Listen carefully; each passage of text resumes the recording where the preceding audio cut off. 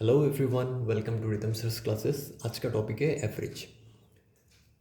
ये क्वेश्चन आपको बोर्ड पे दिख रहा है, वो अगर आप ट्रेडिशनल मेथड में करने जाओगे तो थोड़ा सा टाइम लगेगा। तो उसके लिए जो शॉर्टकट ट्रिक है वो ये है कि जो पहला नंबर है 1 और जो लास्ट का नंबर है 10, ठीक है, इन दोनों को आपको ऐड करना है और ऐड करने के बाद उसको 2 से डिवाइड करना है। तो 1 + 10 कितना होता है? 11। 11/2 आंसर कितना आएगा?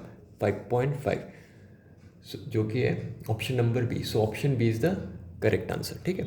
अब इस जो कि ये शॉर्टकट मेथड है, सो आपको सिर्फ इतना ध्यान रखना है कि ये मेथड कहाँ पे अप्लाई आप कर पाओगे, ठीक है।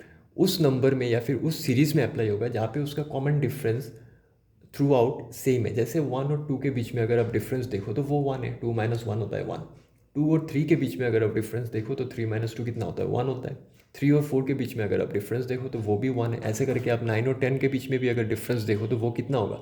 1 ही होगा, ठीक है। सो वहाँ पे आप क्या करोगे? ये डायरेक्ट फॉर्मूला आप अप्लाई कर पाओगे, क्योंकि अगर ट्रेडिशनल मेथड में जाओगे तो सबको ऐड करना होता है, फिर जितने नंबर से उससे डिवाइड करना होता है, ठीक है। तो इससे आसानी क्या होगा कि आप पहला वाला नंबर और लास्ट वाला नंबर लेके ऐड करके उसको 2 से डिवाइड कर दो, ठीक है। अब ये जो शॉर्टकट मेथड है वो कहाँ पे अप्लाई नहीं होगा वो भी आप समझ लो। जैसे ये नंबर मान लो पहला नंबर 3 है, उसके बाद दे दिया 7, उसके बाद दे दिया मान लो 12, उसके बाद दे दिया 14, ठीक है। अब इसमें ये शॉर्टकट मेथड अप्लाई नहीं होगा। क्यों नहीं होगा? क्योंकि 3 और 7 के बीच में डिफरेंस कितना है? 4 है। 7 और 12 के बीच में डिफरेंस कितना है? 5 है।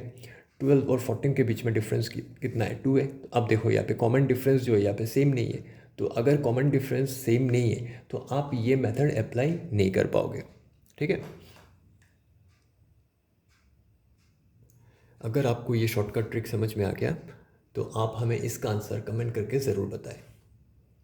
Thank you.